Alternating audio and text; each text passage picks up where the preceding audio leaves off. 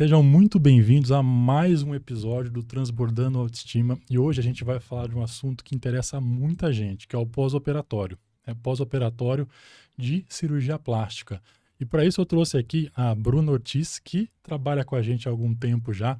Ela tem feito todos os nossos pós-operatórios com excelência e a gente vai conversar aqui de como deve se conduzir então um pós-operatório, quais são as intercorrências, por que fazer ele, né? Quais são as características aí importantes a se seguir dentro de um pós-operatório de cirurgia plástica, que é tão ou mais importante que o próprio procedimento em si, né?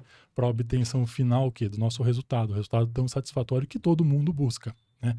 E assim, Bruna, tudo bom? Tudo bem. Então tá, joia. Eu queria saber uma coisa, assim, pós-operatório, não dá para colocar numa planilha, numa régua, fazer um fluxograma único, né?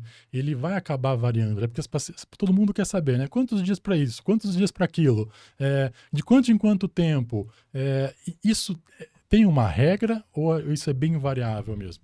É bem variável, né? Eu costumo falar que nenhum paciente é receita de bolo, porque às vezes tem um paciente que fica muito bem com 10 dias e outro paciente fica bem com 15, com 17, tô supondo, sabe? Mas cada paciente é um paciente, então não tem específico assim, com 10 dias você vai estar bom, com um mês você vai estar desinchado. Não tem. Sim, porque exatamente, as pessoas querem uma receita de bolo. A gente tem um início, né?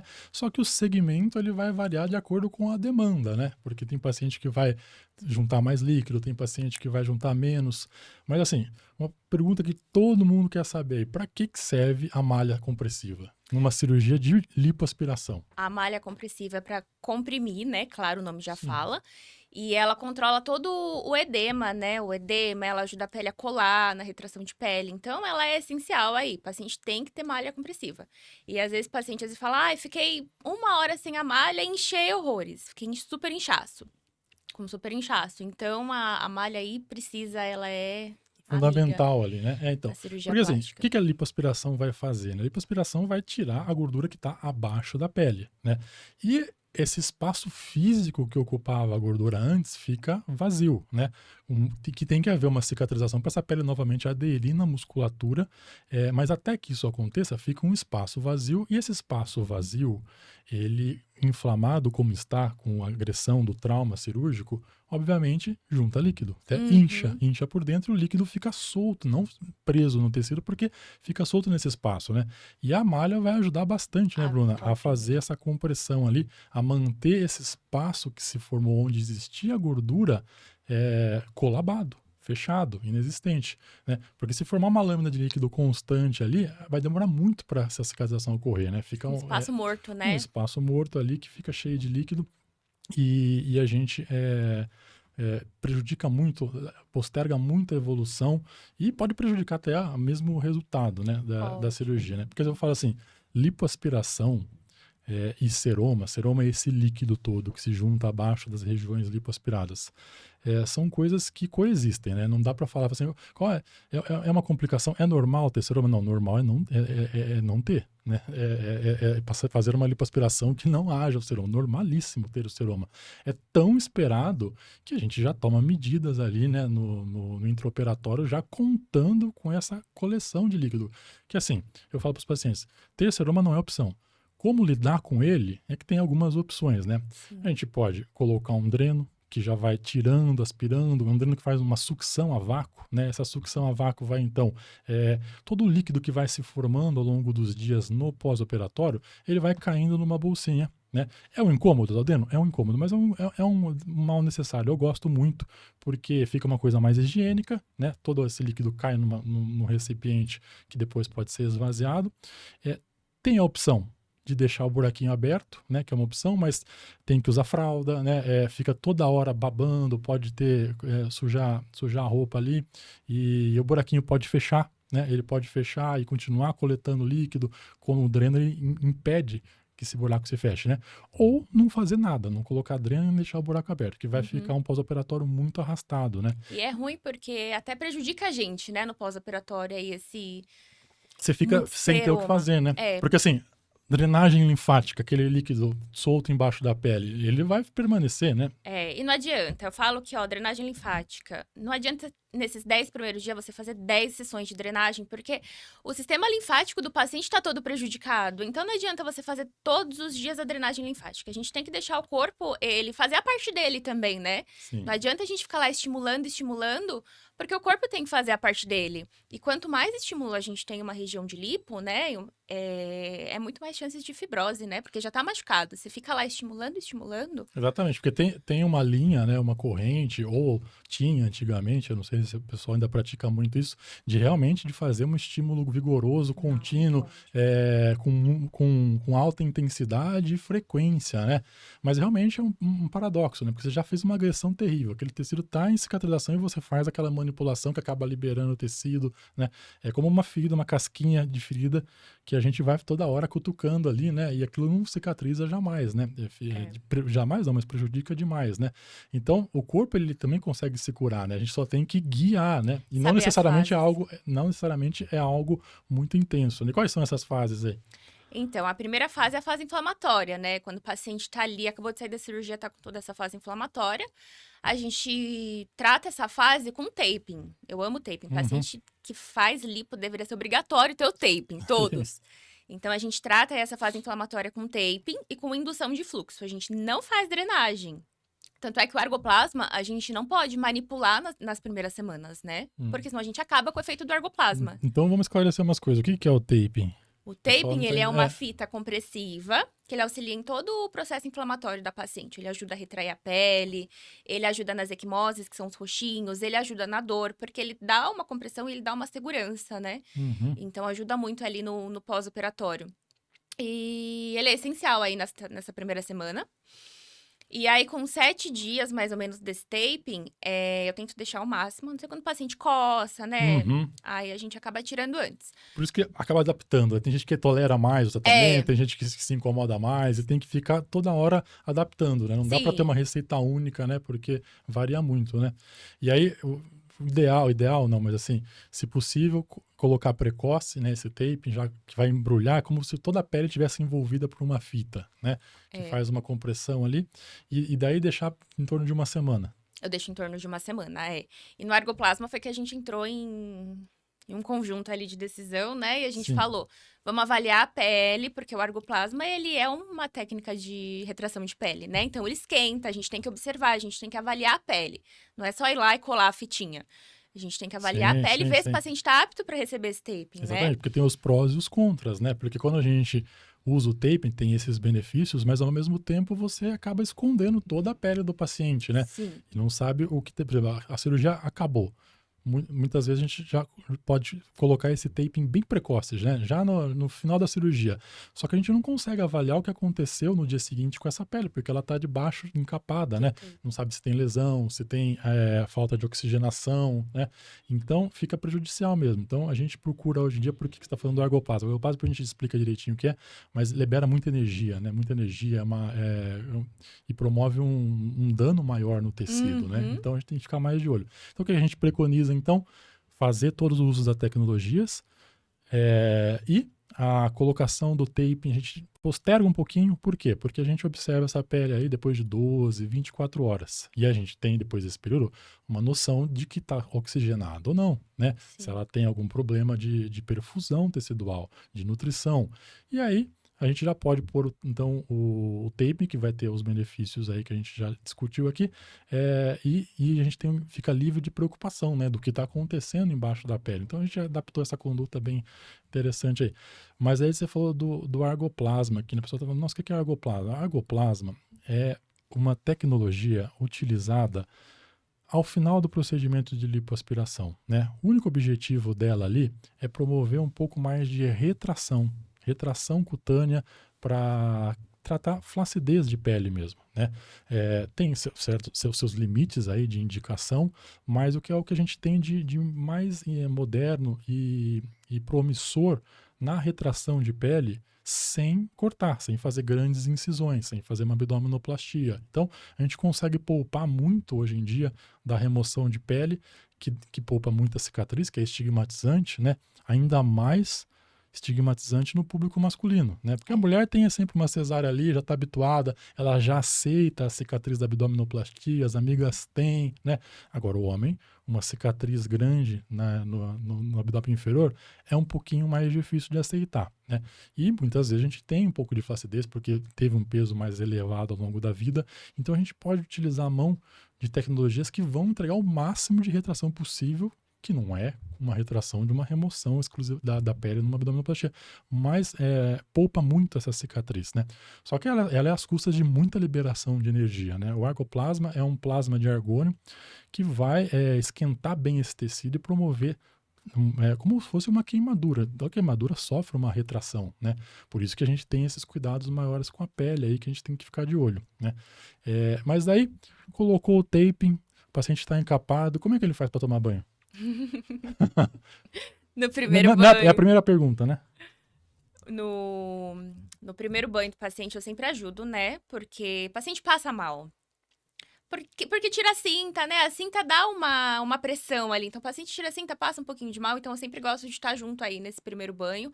Vejo se o paciente tá bem, ajudo o paciente no banho. Geralmente, quando é homem, ele entra de cueca, né? E aí, eu falo, você entra, eu fico com você. Na hora que você for lavar suas partes íntimas, eu saio. E depois ele, né? Uhum. Então, essa parte do banho, eu sempre tô junto. Mas o taping, a gente seca. Seca como?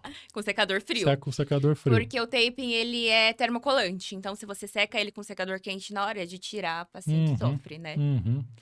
Então, um pouquinho de mal-estar aí é normal, principalmente em lipoaspiração, né? Qualquer cirurgia, a gente tem nariz, que é uma cirurgia menor, né? Uma cirurgia de pálpebra, uma cirurgia não plástica, né? Uma cesárea. A gente, às vezes, no primeiro dia, a pessoa sai da cama, ela tem um pouquinho de mal-estar, né? Que não está necessariamente envolvida com o ato cirúrgico em si, mas às vezes envolvida com todo aquele transtorno, né? Toda aquela coisa de ter uma cicatriz no corpo, de ver o corpo inchado, roxo, de dar um pouquinho de má impressão. Isso em cirurgias de maneira geral, né?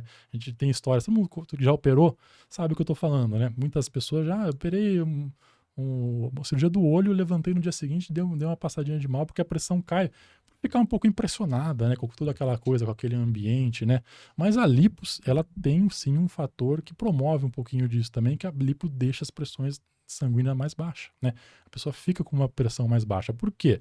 Porque a área acometida é extensa, né? A gente faz aqui do pescoço ao joelho, muitas vezes, né? A gente faz um trabalho de 360 no corpo, e ou seja, se a gente toma uma pancadinha aqui no olho, dá aquele inchaço, né? Junta aquele líquido aqui. Agora você imagina esse inchaço no corpo todo. E da onde está vindo esse líquido? Do dentro do vaso sanguíneo, que está todo permeável pela inflamação, que é sistêmica, global. Então a pressão fica um pouquinho mais baixa. Então, se você levantar mais rápido, você pode ter um pouquinho de mal-estar. Mas, então, se soma esses dois fatores, né? A lipo, sim, é um procedimento que pode causar um pouquinho mais de hipotensão postural, né? De manter a pressão um pouco mais baixa. E também soma-se esse fato de a pessoa estar toda impressionada, né? E ela está bem no primeiro, no segundo dia, porque na hora do banho lá que ela passa mal. Muito provavelmente também por conta desse fator, né? De ficar um pouco impressionada, né? E tem gente que se impressiona mesmo, né? É verdade. Semana passada mesmo, foi fazer uma lipo lá, antes da cirurgia, fazendo desenho com a caneta cirúrgica na pele. O paciente já, só de imaginar que ele ia fazer uma cirurgia, ele já precisou deitar, que ele já deu o reflexo vagal, né? O nosso parasimpático, ele aciona ela assim e desliga, como se fosse para fugir daquela situação de pânico, né? Aí levantou, continuamos desenhando, teve que deitar de novo. Até achei que ia dar muito trabalho, mas foi tranquilo, né? Depois, o problema era fazer a cirurgia, depois falei, mas como botar esse homem em pé amanhã? Mas foi tranquilo, graças a Deus. Tava em pé no quarto, né? Quando eu cheguei. Tava em pé, graças a Deus. Graças a Deus estava em pé. E aí a gente vai manter esse taping, essa fase inicial, né? E a segunda fase, qual seria? Então, o taping fica aí em torno de uns 7 dias, né? Só que eu vejo o paciente com 3 dias, porque o paciente é leigo. Então, às vezes, o paciente tá com uma dobrinha ali de cinta, tá com a placa errada, tá com dreno com ar. E o paciente é leigo. Então, eu sempre gosto de ver com 3 dias, porque se tiver alguma coisinha errada, eu já oriento. Nesse terceiro dia, eu já ajudo o paciente no banho, tiro a cinta, vejo como que tá, vejo o dreno. E eu faço uma indução de fluxo, não é a drenagem linfática, né? Então, eu levo ali o líquido para a área que não está comprometida. Dá um alívio para o paciente. Dá um alívio. Paciente sem... E quando tá com o dreno, você pode deslocar em direção ao dreno ali, Pro dreno, para já direcionar a saída, né, desse líquido. Pode. Que é um líquido dolorido, né? Um líquido inflamatório. Então, quando a gente tem o dreno, fica um pouco mais confortável também, né? É. E aí, então, depois que tirar o dreno, tirar o taping, aí você começa com a Aí eu manipulação. avalio a pele. Não, eu avalio a pele. Eu vejo em qual fase tá aquela pele. Se ainda tá na inflamatória ou se ela já tá numa fase proliferativa, né? Uhum. Então, na inflamatória, a pele ainda tá muito solta, eu sinto líquido, eu sinto ela mais molinha. Já na proliferativa, eu já sinto ela mais durinha, então eu já sei se eu posso manipular ou não. Uhum. E não tem isso, 7 dias, o É paciente já pode variável. manipular. Não, eu tenho que olhar, eu tenho que sentir, eu tenho que avaliar. Sim, e nessa fase Né? que tá mais endurecida, Aí eu já proliferativa, entro com a terapia manual, né? Que não é a drenagem linfática, é a terapia manual. E é o que eu falo, a lipoaspiração, ela causa um trauma no tecido. Então, a gente não tem que ficar drenando o líquido. A gente tem que fazer uma terapia manual que alcance os tecidos mais profundos, né? Eu tenho que remodelar esse tecido nessa fase para ele poder cicatrizar como um tecido normal, né? Um tecido lisinho, sem irregularidade, sem fibrose. Isso seria uma mobilização tecidual, mas é mais uma mobilização. Uma mobilização tecidual, então não é a drenagem linfática, que muita gente fala, mas por que não faz a drenagem com creme? Todo mundo me pergunta. Então, já vamos deixar claro, porque exatamente mudou, porque essa manipulação vigorosa vai ser prejudicial muitas vezes. Por que você não usa creme? Eu falo, gente, porque não é drenagem linfática. Não é. E aí tem vezes até que eu até chego, né? Porque às vezes eu não explico pro paciente que eu não vou usar creme, o paciente passou creme. Já tá pronto pra fazer. Já tá com creme no corpo. E aí eu falo assim, você tá atrapalhando o meu trabalho, porque eu não uso creme, não consigo atingir o tecido mais profundo, né?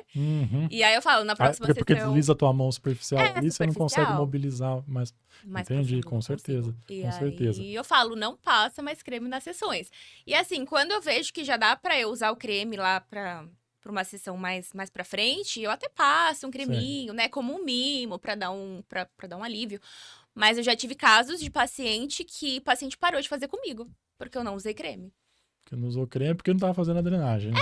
Achou que eu não tava fazendo certo. Porque exatamente, tem essa questão da drenagem, que eu falei, eu não sei se o pessoal usa muito hoje, mas tinha esse mito, né? E quanto mais forte, vigoroso e constante, frequente, melhor, mas arrastava mais o pós-operatório, né? A drenagem vai entrar, então, depois que isso está cicatrizado, para tirar o líquido tecidual mesmo, mais posterior, mais à frente, numa evolução mais futura do pós-operatório. Né? Eu costumo falar, quando eu dou alta para o paciente, eu vejo que o paciente não tem mais seroma, não tem fibrose, está com o tecido ali bom já para ter alta, aí eu falo, agora você pode ir para drenagem linfática. Sim. Então, é eu que falo, agora você pode. Sim. Porque o pós-operatório, a cicatrização é uma coisa, né? E depois da drenagem, depois que está cicatrizado, aí a gente pensa em remoção do líquido do tecido e auxiliar nessa remoção aí. É que nem no argoplasma. O argoplasma a gente não pode deslizar a pele, né? Porque senão a gente acaba com o efeito do argo. A gente solta essa pele, o paciente perde lá os... Sim, você perde aquela contração, aquela adesão, aquele que a gente promoveu, né? Aquela contração maior tecidual mesmo. Das traves que ficam ali, que ligam a musculatura na pele, né? Que faz essa contração dessas traves. A gente mobilizar muito vai acabar perdendo mesmo. Mas aí, me diz uma coisa. A gente vê que a pele do homem é diferente da pele da mulher, obviamente, né? A gente vê, raramente a gente observa estria em homens, raramente a gente observa celulite, né? Aquelas depressões, por conta da ação hormonal que vai ter aí, diferente do homem e da mulher, no colágeno, nas fibras de elastina, na pele, né? E isso, você percebe diferença também na evolução do pós-operatório? Da pele masculina, da pele feminina, no pós-operatório de lipo? Percebo. O paciente homem, não tem caso de fibrose com o paciente homem. Fibrose que eu vejo, porque a lipo em si, todo paciente tem fibrose. Tem, mas é menor, né? Porque é do processo de cicatrização, mas a gente tem que saber controlar aí, né, essa fibrose. Porque a fibrose, ela dói, ela arde, ela limita. Então, assim, a gente tem que tratar esse pós-operatório para essa fibrose não aparecer e o paciente não ter isso, né? Então, paciente homem, eu não tenho caso de fibrose. Agora, mulher, assim... Mulher é quase que igual seroma, vai ter. Eu falo Bem. que, olha, eu sou muito boa no que eu faço de tudo pro paciente não ter fibrose, mas mulher sempre aparece uma. Ali na lateral, sempre aparece. Mas Sempre aí fica. eu Que trato, faz né? parte, são tratáveis, né? Faz parte. Não seria nenhum problema, né? Assim, de a pessoa ficar desesperada inicialmente, né? É, Vai levar tempo, né? Porque tem que remodelar todo esse tecido, mas o tempo e o tratamento acaba atenuando bastante, né? Essa me questão ajuda. das fibroses. E além das fibroses, tem alguma outra diferença que você percebe, assim, qualidade, resultado? Eu, Tempo de evolução, você nota ou são semelhantes? eu acho que são São semelhantes. semelhantes, Em né? homem mesmo, essa questão da fibrose. Homem não tem caso de fibrose. Mulher sempre dá uma ali. Sempre dá, Só. é comum. Então, homem é um pouquinho mais tranquilo. E você, E percebe alguma coisa? ó, pela pele ter um pouco mais de qualidade, né? De ter mais resistência, ser mais firme, né? Muitas vezes. Tem mulher que tem pele firme também, né? Mas assim, vamos dar regra, né? Não vamos falar da Uhum. exceção. É, tudo tende a evoluir um pouquinho melhor, né? Então, ó, no homem aí, a gente vai ter uma ação melhor dessas tecnologias também, né? Porque uma pele que tem mais colágeno mais firme vai sofrer mais ação desse colágeno, dessa retração desse colágeno, dessa produção de colágeno e dessa firmeza da pele. Então, a gente tem resultados mais intensos também no pós-operatório. Por isso que a gente consegue abdicar também mais de cirurgias de remoção de pele no caso masculino, né? Porque a pele já começa num outro padrão de qualidade ali, que não é uma vantagem, é só uma questão biológica mesmo, né? Não é, Uhum. superioridade, são só diferentes, né? Que a mulher, geralmente, ela não queria ter de jeito nenhum celulite, a estria, mas faz parte, né? É. Como a mulher tem isso, a mulher tem o seio, tem as diferenças biológicas, então não tem como fugir. É claro que não é o que ela gostaria, mas é o que é, né? E, então a gente tem uma evolução aí até mais favorável nessa retração, né? A gente tem peles aí, mesmo que tenha engordado bastante, a gente pode ter um efeito melhor na retração cutânea, de forma que a gente poupa mesmo cirurgias mais invasivas ou agressivas para remoção de pele no caso masculino. E o seroma, você vê que é igual, assim, do homem e mulher? Eu reparei que a mulher produz menos seroma. Produz um pouquinho menos de Produz seroma. menos. Produz um pouquinho menos. E assim, também vai É. depender também de tudo que vai fazer, né? Porque quanto mais agressivo é o procedimento, né? Quanto mais coisa vai fazer, mais dano tecidual, mais liberação de energia, no caso do ergoplasma, vai acabar realmente tendo mais produção de seroma, né? Então, Uhum. tem a questão individual, mas também tem a questão da técnica também, né? Mas acaba sendo aí semelhante, né? É. E assim, tem algumas tecnologias, né, que a gente já citou aqui, com o ergoplasma, que é o jato de plasma, na verdade, né, que tem vários tipos, tem jato de plasma de argônio, tem jato de plasma de hélio, é, mas também tem tecnologias aí que vão atuar em diferentes momentos, né? Por exemplo, a lipoaspiração ultrassônica. O que ela vai fazer, né? Tem vários equipamentos também no mercado. Um dos primeiros, na verdade, mas o mais conhecido também foi o Vaser. Ele não vai ter nenhuma ação aí de retração ou benefício na evolução ou tirar mais gordura, mas ele vai fornecer um pouquinho mais de segurança, né? Por que segurança? Porque o jato de plasma é feito lá no final. O uso da lipoaspiração ultrassônica é feito no começo, antes de tudo. Que a única função dela, na verdade, é amolecer esse tecido, né? Porque a lipoaspiração, a gordura, ela é sólida. Mas todo mundo que fez a lipoaspiração quer saber quantos litros saiu. Como é que sai um líquido de debaixo da pele se ela é sólida? Por quê? Porque o cirurgião faz um trauma mecânico, uma movimentação com uma cânula, até quebrar todo aquele tecido, né? De uma forma muito mecânica, quebrar, esfacelar, ficar líquido, para ele poder entrar na cânula e ser aspirado, né? Agora, você imagina o trauma que isso leva na pele, na pele, né? Na gordura, na musculatura ali próximo. Então, por isso que gera um trauma muito intenso para quebrar todo aquele tecido e ele poder ser aspirado. E a lipoaspiração ultrassônica vai fazer o quê, então?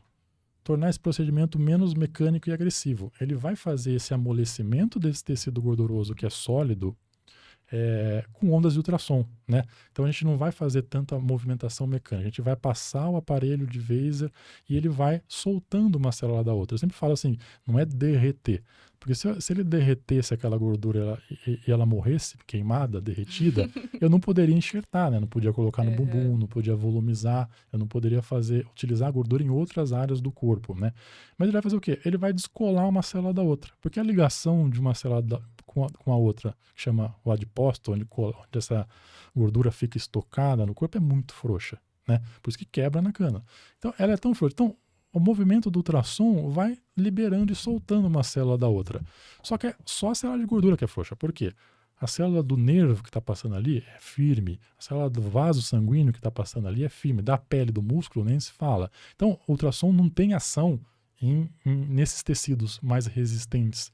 Então, ele vai ser bem seletivo na gordura.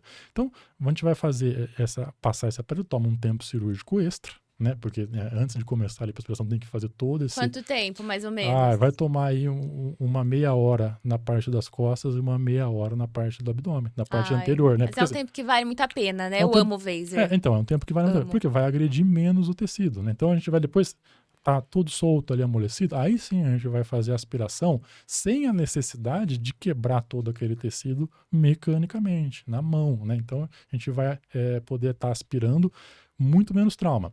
Tem até trabalhos bem elaborados, porque trabalho na cirurgia plástica, eu vou te falar, é tudo o que eu acho, olha, eu gostei, eu não gostei, com valor científico quase nulo, né? Mas esse trabalho foi bem diferente, foi um trabalho assim multicêntrico, ou seja, ele foi feito em vários hospitais, várias pessoas, não uma única opinião, e foi utilizado de um lado da lipoaspiração, o Vaser, do outro a lipoaspiração convencional, né? E analisou o quê? A quantidade de sangue que havia dentro do lado que foi feito ali para aspiração com o ultrassom Vaser e o lado da convencional. E tem o quê? 26% menos, quase um quarto a menos de sangramento do lado que foi utilizada a tecnologia, né? Tem um pouquinho de retração de pele, porque preserva mais essas traves também, mas não é objetivo, né? É ínfimo esse resultado de retração, né? Ele não é o foco, né? Mas como ele promove mais conservação de tecido, menos dano, ele vai também trazer benefício aí na qualidade final da pele para a retração. E assim, na minha prática diária, o que mudou da água para o vinho é exatamente esse dano, né? Porque quanto mais trauma eu faço, mais dor eu gero, né? Então, lipoaspiração, eu observei assim que melhorou bastante a questão da dor. Anos atrás eu avisava, sentava na minha mesa e falava assim, vai ser a pior semana da tua vida o teu pós-operatório. E era. E a pessoa falava, meu Deus, se eu soubesse que era assim, eu não tinha feito. Mas eu falei, você sabia que era assim? Mas assim, hoje em dia a gente consegue entregar muito mais tranquilidade, né? Lipoaspiração é um procedimento agressivo, mas a gente dá muito mais conforto. Não é que não vai ser sem dor, mas não vai ficar doendo, né? A pessoa vai estar encapadinha certinha ali, ela tá com conforto, né? Não é aquela coisa que tá parada, deitada na cama e se ardendo de dor, né? Porque o trauma é muito menor. Então, a gente conseguiu controlar bastante a dor. Então, a questão de segurança, menos sangramento, menos trauma tecidual, né? Menos agressividade na manipulação do tecido gorduroso durante a cirurgia, que também pode trazer bastante segurança.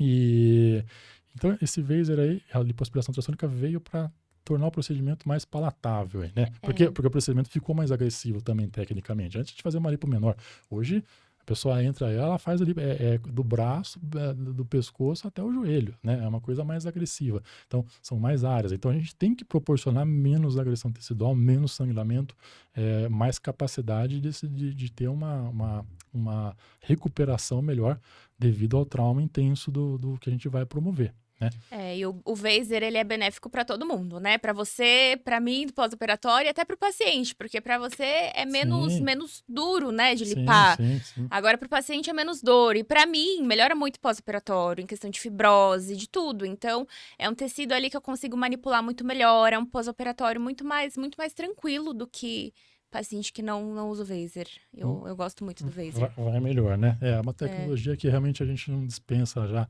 há um bom tempo. E o que mudou, talvez você tenha observado também, assim, na lipoaspiração, que a gente usava a gordura. A gordura era a nossa inimiga, né? Inimiga número 1, né? Quero tirar do corpo, malemar por um pouquinho no bumbum ali, né? Mas, assim, na lipoaspiração masculina, a gente conseguiu pegar, a gente pega essa gordura e não trata ela como um lixo, né? Porque ela é ouro, né? Por quê? Porque a gente consegue, o homem quer volumizar, né, outras áreas do corpo. A gente não quer apenas tirar a gordura que está embaixo do umbigo, nos flancos, nas costas, mas a gente quer ter um ombro mais largo, quer ter um peitoral mais avantajado, né? Quer ter uma definição muscular do abdômen mais intensa. E a gordura, nos últimos anos, evoluiu para essa função, né? A gente consegue utilizar ela com enxertinhos guiados por ultrassom, colocar então essa gordura no músculo, volumizar esse músculo. E o músculo é uma região muito, muito, muito boa para pegar a gordura. Por quê? Por que o músculo é vermelho? Porque ele tem muita oxigenação, diferente do tecido gorduroso, que ele é pouco oxigenado. Então a gordura que cai aí tem uma capacidade de vingar, de pegar, de absorver muito menor, né? Porque ela tem uma volumização. E depois está saindo outros trabalhos aí nessa linha ainda, que além da volumização pode também haver um estímulo do crescimento do próprio músculo, né? Por mecanismos aí que depois a gente pode conversar numa outra oportunidade. Então, criou-se a lipoaspiração, ela mudou. No homem mudou bem diferente por conta disso, né? Porque a gente consegue volumizar todas essas regiões aí. E daí o pós-operatório também vai envolver aí também não só essa questão do cuidado do tecido, mas da movimentação, né? Sim. Porque gera dor muscular, A gente fica mais rígido, né? restrição, né? E aí como é que você tem lidado aí com o pós-operatório aí dos membros, essa restrição, essa movimentação? Também vai... Incluiu agora nesse pós-operatório essa mudança, né? De uma fisiomotora quase. É tudo. Tem a drenagem, né? A terapia manual, mas eu sempre acrescento a cinesioterapia, né? Que são os exercícios. Então, o paciente comigo tá sempre se movimentando. Então, a gente trabalha a mobilidade do tecido. A gente trabalha esqueci o nome. Movimentação. Amplitude de movimento, porque fica paciente às vezes faz enxerto e aí não consegue elevar os braços, né? Sim. Então aí eu treino isso também. Agora tem paciente que faz o enxerto e no dia seguinte já tá assim, tá né? assim. E Varia, tem outros né? que não, que São estão mais assim, não restritos. consegue. Então a gente tem um trabalho ali diferenciado, né? Sim. Mas eu sempre tô ali fazendo exercícios com o paciente, tratando a mobilidade tecidual, a limitação de movimento. Mas o que muitos pacientes perguntam é, Bru, eu enxertei no músculo do braço, eu não posso treinar braço por quanto tempo? Porque eles acham que absorve, né? Então, não... Conta isso. Não, fica muito diferente. O enxerto, ele vai ficar ali, ele vai promover até um certo estímulo ao crescimento muscular e vai absorver pouquíssimo, porque ele é um tecido muito oxigenado, né? Diferente do enxerto do bumbum. Porque no bumbum, até por uma questão de segurança, a gente procura colocar a gordura na própria gordura, embaixo da pele, né? Nos Estados Unidos é proibido colocar dentro do músculo do glúteo, pelos riscos dessa anatomia dessa região ali, ter vasos calibrosos que já pode drenar para uma embolia gordurosa. A embolia é essa gordura que colocou ali entrar dentro do vaso e parar no teu pulmão. Isso é uma complicação grave, que acontece em determinadas regiões anatômicas, né? O glúteo é muito estabelecido. Então o glúteo, apesar do enxerto ficar melhor se fosse colocado no músculo, a gente não pode colocar. E ali tem uma absorção maior, né? Mas no músculo, esse medo pode ficar tranquilo aí, porque não vai promover permanecer. A gente vê, tem regiões assim que a gente tem uma possibilidade de colocar gordura à vontade, que é, por exemplo, a região do peitoral. Por que eu falo à vontade? Porque no braço a gente não pode fazer tanto volume a ponto de causar um garroteamento, né? Vai fazer uma pressão tão intensa aqui do volume da gordura que vai prejudicar a circulação. Então o braço a gente tem um pouquinho mais de limitação. E outra, a gordura que é colocada no bíceps do braço, ela vai se expandir 360, vai para cima, para baixo, para o lado. No peitoral ela só vai para frente, porque a base que a gente tem aqui da caixa torácica são as costelas, né? Que é uma superfície rígida. Então todo o volume se projeta. E projeta e fica, né? Porque a gente vê 3, 6 meses, tá do mesmo jeito que saiu da cirurgia. Fica um volume bem interessante. Ombros também fica muito grande, muito bom o resultado, porque é uma região também que a gente pode volumizar sem ter tanto risco aí de um garroteamento, de uma síndrome compartimental aí da região. E outras regiões também ficam boas, grande dorsal, a gente cada vez colocando mais gordura, né? Eu falo assim, como essa gordura é ouro, Sobrou, vai para algum lugar, vai aumentar principalmente a parte superior do homem, né? Pô, tem trapézio, tem grande dorsal, tem serrátil, a gente pode colocar em diversos locais. E, obviamente, também definir a musculatura do abdômen com essa gordura, né?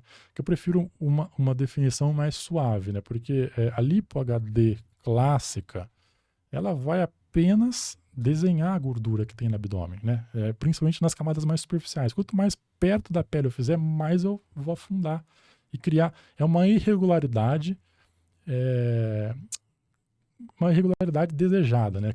Consciente, né? Criada de forma consciente ali. Só que isso é uma simulação da musculatura, né? Não é uma musculatura, não tem movimento. Isso daí, como a gordura, ela ao longo da vida pode aumentar e diminuir, isso também pode sofrer essa ação, né, de ganho de peso, de emagrecimento e causar um resultado às vezes desarmonioso. Pode ficar muito lindo naquele momento, só sabe que a pessoa não é uma massa de modelar, uma argila que eu vou deixar daquele jeito. Ela vai cair na vida dela, vai ter oscilações, vai inchar, vai comer mais e vai envelhecer, né? Porque não é um músculo aquilo é um desenho de gordura na pele. A pele vai envelhecer, aquilo vai se soltar e pode, no futuro, médio, longo prazo, causar problema, assim, né? Dessa lipo mais superficial. Então, a gente busca hoje, e tem muita gente que não faz porque vê resultado, já vê o que eu tô falando e fala, meu Deus, jamais faria uma coisa dessa em mim, né? Então, a gente procura ser um pouquinho mais suave nessa questão da definição da pele, dessa lipo HD clássica, como ela surgiu há mais de uma década atrás. Então, a gente vai fazer o quê? Como é que a gente vai conseguir, então, valorizar essa musculatura do abdômen, né? Dando uma definição. Valorizando o músculo, aumentando o músculo, né? Ninguém quer aumentar a barriga, mas a gente vai aumentar a musculatura, vai tirar a gordura que existe em cima do músculo, ou seja, vai ficar mais perceptível a musculatura, porque quando a gente diminui um edredom que tem em cima da tua musculatura, se a gente joga um lençol de seda, a gente consegue ver mais os relevos e sombras, as definições musculares, e a gente vai fazer, além de diminuir, então, a gente vai também aumentar esses músculos, né? O reto abdominal, os oblíquos que ficam na lateral, para criar aí um conjunto de sombras e relevos, uma definição que ela é um pouco mais natural, porém ela é natural, como eu estou dizendo, né? Ela passa como músculo, porque é músculo, né? A gente não vai fazer tão agressivo, mas vai também te deixar à prova de qualquer coisa, né? Olha, quando você for voar, ganhou 20 quilos, você continua tendo uma barriga, vai perder o shape, mas não vai ficar deformado, né? Que isso seria um problema, né? Você imagina uma barriga de chope com um desenho na frente, né? E tem casos assim, né? Ou uma pele envelhecida com aqueles gominhos um caído sobre o outro, né? Totalmente soltos, né? Então, esse risco a gente ameniza bastante fazendo esse outro tipo de definição, né? Entregando, então, um resultado mais natural e sem tanto estigma, né? Que traz, assim, lipo HD fica lindo, é maravilhoso, né? Fica muito, muito bonito. Só que ela não é a prova de tempo, envelhecimento cutâneo, e não é a prova de oscilação de peso, né? Porque ela é uma simulação da musculatura. Então a gente busca hoje não simular, busca hoje realçar a tua própria musculatura. E assim você fica bem tranquilo e bem à prova aí de qualquer efeito que possa acontecer aí de estigma, né? Que muita gente não gosta, né, disso daí. E você tem, assim, nesses casos, assim, alguma coisa bem diferente, assim, pessoal que te liga muito, como é que é, assim, o pós-operatório? Porque não é só você faz um atendimento ali presencial, só que por trás desse atendimento tem todo um outro cuidado também, né? Tem. Como é que é? É muita cobrança, muita ligação, muita... É bastante, os pacientes me chamam bastante, mas eu falo pra eles É orientação também, né? que Então, vai incluir isso daí no pós-operatório, né? Porque, como sim. você disse, é leigo, né? O paciente é leigo, né? E eu falo isso porque eu já passei por uma cirurgia plástica e quando eu passei, eu tive o suporte. Então, eu era leiga quando eu passei por essa cirurgia, eu não tava na plástica ainda. E eu tive o suporte e eu imagino se eu não tivesse, entendeu? Então, o paciente me chama, eu respondo. O paciente me chama 3 horas da manhã, se eu estiver acordada, eu respondo. E o paciente não vai perguntar coisa óbvia, né? Eles perguntam, tipo, eu posso comer um açaí? Sim, sim, sim. E aí a gente fala, né? Se pode, Sim, se não sim, pode. sim. Então, assim, não ligo do paciente chamado, dou todo o suporte aí pro paciente e ele se sente acolhido, né? É importante o paciente ter essa assistência aí do Sim. pós-operatório. E a mesma coisa você também, né? Que Sim. o paciente Tá chama tudo eu, aberto. chama você, tudo no mesmo tempo, né? Sim, tá todo mundo. É uma emergência, né? É, A emergência do açaí, né? Porque se do açaí, aí chegou em mim também. A mesma pergunta. chegou em É, você. é. Então tá bom. Aí, É, mas é isso daí, né? Então, todo pós-operatório vai envolver tudo isso aí. Tem que tirar essa percepção que muita gente tem que o pós-operatório vai ser o quê? Massagem, né, sem fim ali e ponto final. E vai envolver também, né, orientações também, porque pós-operatório a pessoa, você não vai cuidar da pele, você vai cuidar da vida, né, de movimentação, trombose, sim. respiração, né, que é importante, né. Então essa orientação também de deambulação, você acaba fazendo bastante com os pacientes aí. Faço. Todos. O paciente às vezes tá com dreno lá, não quer se mexer. Eu falo, não, você pode se mexer. Não é porque tá tomando Clexane que não precisa se movimentar. Sim, sim. Precisa, então levanta, anda, se hidrata, come, né? Porque os pacientes, quando faz lipo, falam assim: ai, eu não quero comer marmitinha fit só. Mas o paciente sai da Sim. cirurgia precisa comer, Sim, né? porque é um grande queimado, né? A taxa de metabolismo basal, ou seja, o que ela precisa de gasto calórico, aumenta muito, né, na cicatrização, né? Então, ela acaba perdendo, a gordura ela já perdeu na cirurgia, né? Ela acaba perdendo músculo, né? Que é ruim, né? Tem que ter um suporte, não é para ficar sem comer também, né? É, teve Tem, uma tem que se paciente nutrir, né? que eu fui fazer o primeiro atendimento dela, ela só tava na saladinha de tomate e pepino. Aí levei pra tomar banho, a paciente. Eu falei, você comeu? Comi. Eu falei, tá bom. Chegou no banho, o paciente desmaiou. Sim. Aí voltou lá, a paciente tava bem já. Mas eu falei, você pode comer? Você tem que comer qualquer coisa. Ah, mas eu não quero comer filé de frango, não quero comer bife. Eu falei, o que você quer comer? Você precisa comer. Ah, eu quero comer uma parmegiana. Sim. Ah, então come, porque você precisa comer. Sim, precisa de se alimentar, né? É, precisa. E você vê, esse primeiro banho é bem importante, né? Fazer esse atendimento de perto mesmo, porque muita gente sabe o que a gente está falando, que já fez lipoaspiração, sabe, né? Porque vai sair da malha, vai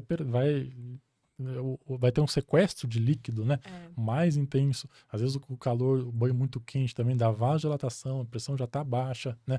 Que fica mais aquela questão da má impressão, né? De ver o Uhum. corpo pela primeira vez ali num estado não muito legal, né? Porque tá inchado e roxo às vezes, O né? cheiro do dreno, né? Cheiro do dreno. E Também. aí a gente quer fugir, né? Então tem que estar do lado ali para fazer um banho bem tranquilo ali, que pode, né? Muitas vezes não, mas é um momento crucial ali, né? É o primeiro banho, né? Que É. acontece lá 2 dias depois da cirurgia. A gente nem tenta antes disso, porque é muito precoce, É. né? É muito Passa precoce. mal, passa mal. É, Mas o bom é que o paciente tem esse. Da nossa equipe, né? Ele tem esse suporte aí.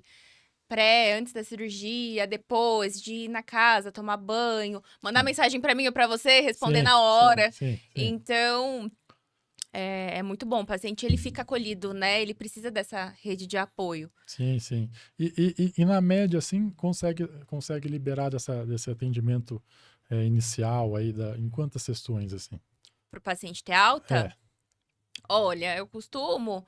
Tem umas coisas aí que são contra, tipo, ai, fecha 10, mas é eu o que sempre fecho precisa, né? Não, a 10, gente já porque conversou sobre assim, isso, né? mesmo que o paciente ele esteja bem com 7 sessões, eu gosto de acompanhar ele um pouquinho mais, Sim, ter certeza que ele vai estar bem para poder dar alta. sim, sim. Então, a nossa equipe sempre acaba fechando essas 10 sessões, e aí o paciente fica comigo em torno de 2 meses, 2 meses e meio, né? Uhum, Porque primeira semana eu sempre vejo o paciente 2 vezes. Segunda também 2 vezes. Na terceira semana ali, quando o paciente já tá um pouquinho melhor, voltando a trabalhar, o horário uhum. dele já começa a ficar. Apertado. É. É. Aí eu já falo, então vamos pra uma vez. O paciente já vai estar super bem. A Uhum. gente já passa pra uma vez. Então eu acompanho ele aí em torno de uns 2 meses, 2 meses e meio com essas sessões. Diferente de outros pacientes que falam assim, eu fiz 30 sessões em um mês. Gente, é absurdo. É absurdo porque Né? não adianta, né? Absurdo. É isso que eu falo. O tempo também é necessário, né? Porque É aquele tecido absurdo. tem que evoluir, tem que cicatrizar, né? Porque assim, a sensação que dá é que você termina a drenagem, sai leve, mas assim, Uhum. horas depois, né? No dia seguinte já tá todo inchado de novo, porque o tecido tá inflamado, né? Então, a gente precisa, não adianta, né? Ficar Eliminar o líquido, eliminar o líquido, estimulando. eliminar o líquido, eliminar o líquido, que ele elimina naquela manipulação momentânea e recidiva, né? Porque a pessoa está Uhum. inflamada, então está permeável, tudo volta novamente, né? Tem que Então deixar o corpo fazer a parte dele também, né? tem que deixar o corpo fazer a parte dele. E você atendendo em casa facilita bastante, né? Porque o pós-operatório é complicado, né? Para muitas pessoas, né? Porque, imagina, você já se compromete com uma parada aí momentânea aí para você se recuperar, né? E depois ter que, né, encaixar ao longo de 2 meses ainda mas como você vai na casa ali, ajuda bastante a pessoa É, também, né? uma flexibilidade melhor, Uma né? O flexibilidade para encaixar paciente. ali nos momentos, igual a academia, né? Que a gente vai botando onde sobra tempo ali e vai evoluindo com as coisas aí, né? E nesses atendimentos todos que você fez, assim, você lembra de alguma história muito, muito diferente, muito trágica, muito engraçada, muito alguma coisa aí? Foi a primeira vez que uma paciente desmaiou no banho, convulsionou, gente. Você Eu nunca assustou? tinha tido paciente que convulsionou no banho. E aí ela nem tinha entrado no banho.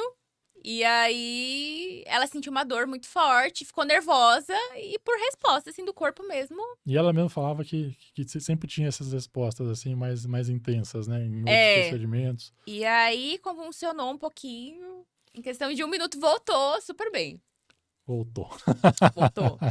Super bem. E E aí eu assim, fiquei bem assustada, mas hoje eu vejo que acontece, paciente desmaiar no banho, então é por isso que a gente tem que estar junto, né? Pra ter sim, certeza de que o paciente vai ficar bem e vai ficar bem lá na casa dele, né? sim, sem dúvida. Mas foi isso. E então, que você falaria aí para quem está pensando em fazer uma cirurgia aí?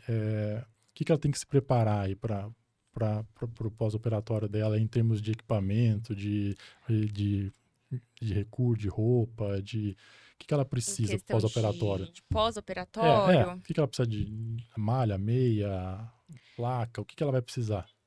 em questão de equipamento mesmo, sim, tá, né? Meia paciente vai usar, mas eu acho que assim, se hoje uma paciente me procurasse, ela falasse assim, o que você me recomenda? Eu recomendaria, fugindo da minha parte de físio, mas eu recomendaria o Vaser. Uhum, Isso é muito importante. sim. É melhor do que eu falar, eu recomendo uma cinta, né? Mas eu recomendaria Sim. o Vaser, essas tecnologias, né? Porque tem muita gente que vai, eu quero fazer uma lipo, mas eu tenho 10 mil pra pagar essa lipo. E você fala assim, gente, mas é o seu corpo, é a Uhum. sua vida que você tá entregando. Então você precisa se planejar, escolher um cirurgião que é bom, né? No nosso caso, doutor excelente, tem todas as tecnologias possíveis.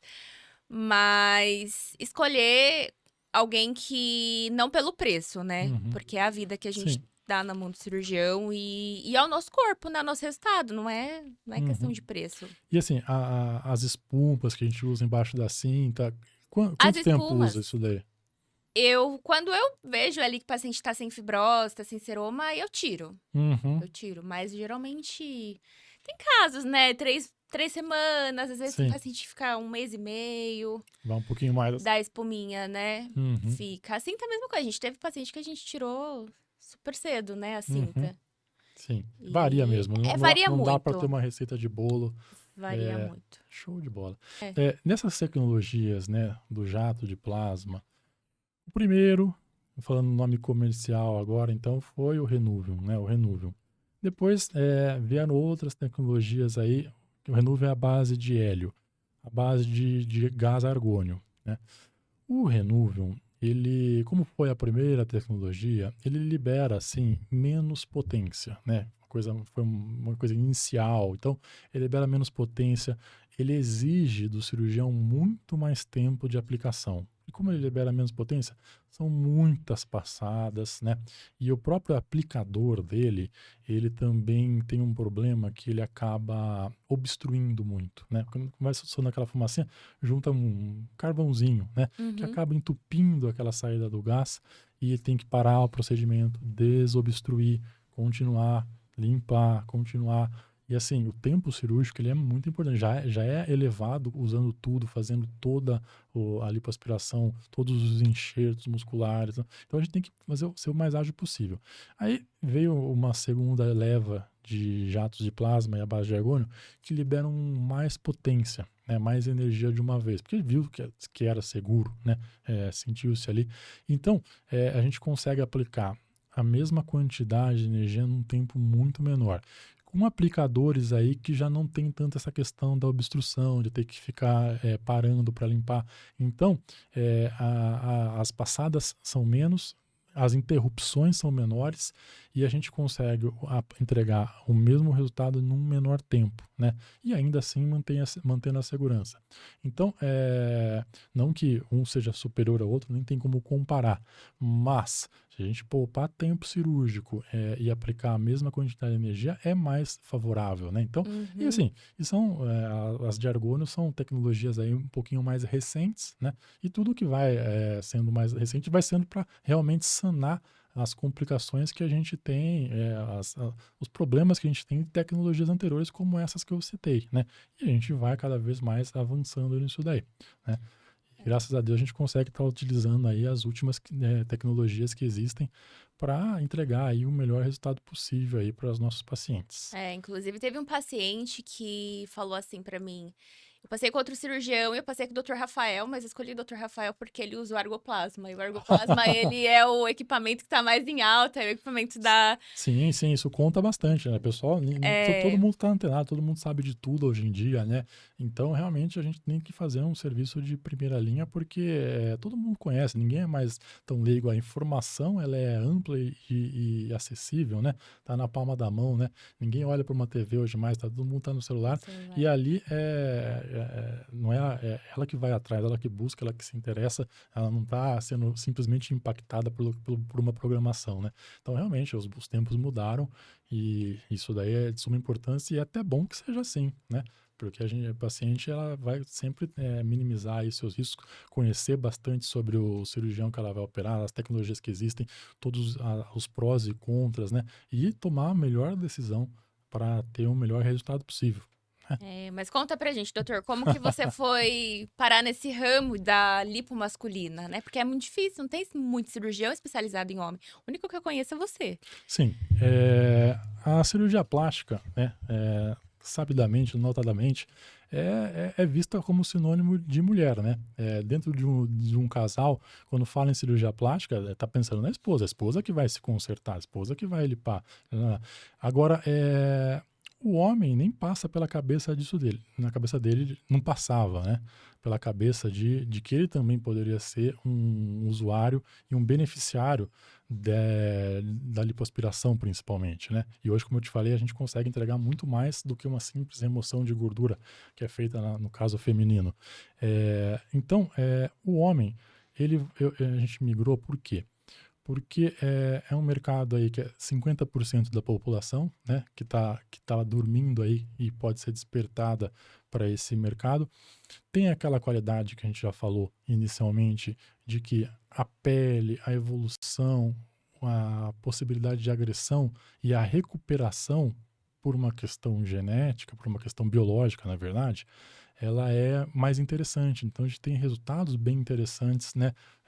Se a gente pegar o equivalente do feminino, né? Do mesmo peso, altura, então a capacidade, a qualidade da pele vai favorecer muito o resultado final, né? Então, a gente tem um bom resultado, a gente tem um mercado para se explorar e, e essa possibilidade nova dos enxertos, ela se aplica mais para o homem, né? A mulher quer o tal bumbum, ela não quer ter ombro, não quer ter braço, não quer ter... Então, essa técnica nova, ela se aplica muito, atende muito bem ao público masculino, né? Uhum. Que vai se beneficiar.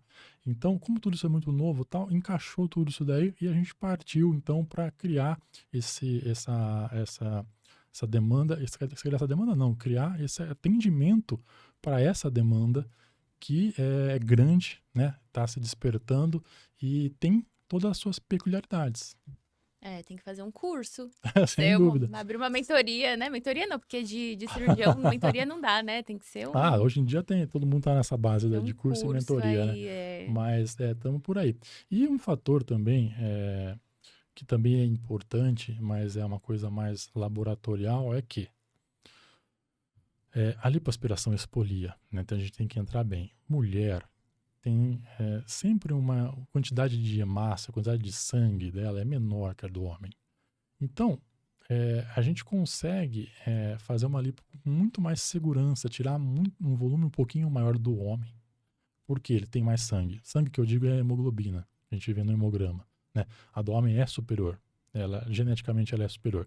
Então, eu vou agredir, eu vou ter um trauma, vou poder reduzir um pouquinho mais essa hemoglobina sem nenhuma repercussão muito grande sistêmica. A mulher já está no limiar inferior ali, né? Então a lipo ela sente mais também, né? A mulher ela pode ter um pouquinho mais de anemia, um pouquinho mais de indisposição e fraqueza no pós-operatório, e a gente tem que ser um pouquinho com a mão mais leve na hora de tirar essa gordura na mulher, porque ela já está no limite inferior da normalidade, né?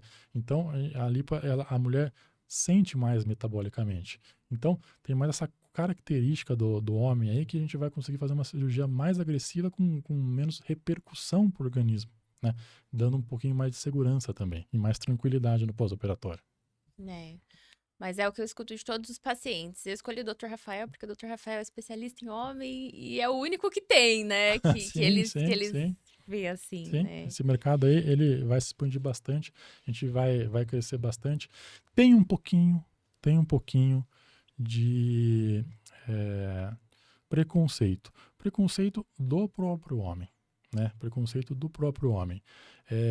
Porque assim, veja bem, a mulher vai para academia e faz a lipoaspiração e ninguém fala nada. Que bom, vou fazer minha lipo. O homem que pensa em fazer lipo é um vagabundo. Entre os próprios homens. Assim, poxa, vai para a academia malhar. Você não quer se alimentar, você não quer treinar, você não quer nada. Para a mulher é bem aceito. Né? É bem aceito essa questão. Mas assim, a lipo não é substituto da academia e da dieta e da qualidade de vida. A lipo é para a gente conseguir alcançar um resultado que esses hábitos não entregam. Por isso que a mulher vai para a academia e faz lipoaspiração. E é bem aceito. O homem tem um pouquinho ainda do preconceito da própria pessoa que faz e dos amigos, né? Do homem assim, poxa, vagabundo. Mas assim, não é para quem é vagabundo, né? É para que você que tem um acúmulo de gordura aqui em umbilical, flanco, não consegue desenvolver a musculatura, tem um limite genético para sua transformação corporal.